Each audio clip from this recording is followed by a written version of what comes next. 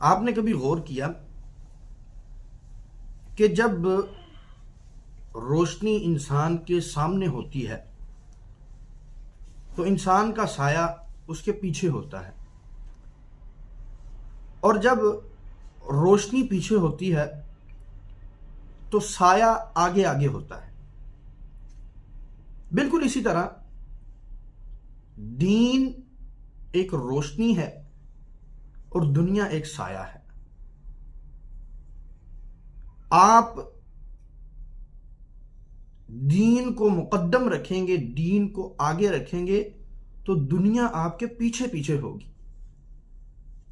اور اگر آپ دین کو پیچھے کر دیں گے، دین کو پس پشت ڈال دیں گے تو پھر آپ دنیا کے پیچھے پیچھے بھاگتے رہیں گے۔ دنیا آپ کے پیچھے تب آئے گی جب آپ دین کو مقدم رکھیں گے، دین کو اپنی زندگی کا سب سے پہلا مقصد اور سب سے پہلی بنیاد بنا لیں گے۔ دنیا ہی سب کچھ نہیں ہے، مال و دولت ہی سب کچھ نہیں ہے، مال سے لوگ امیر نہیں ہوتے، دنیا سے امیر نہیں ہوتے۔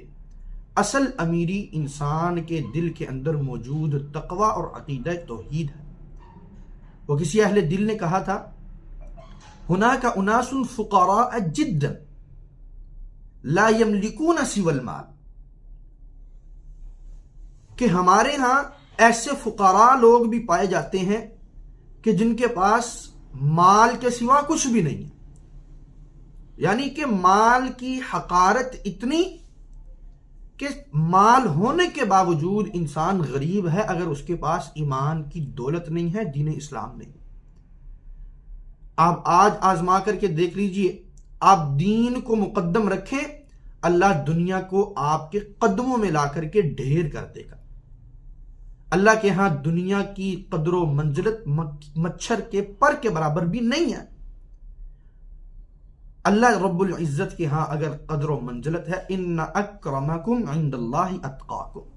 تقوی کی بنیاد پہ اللہ کے ہاں درجات دیے جاتے ہیں۔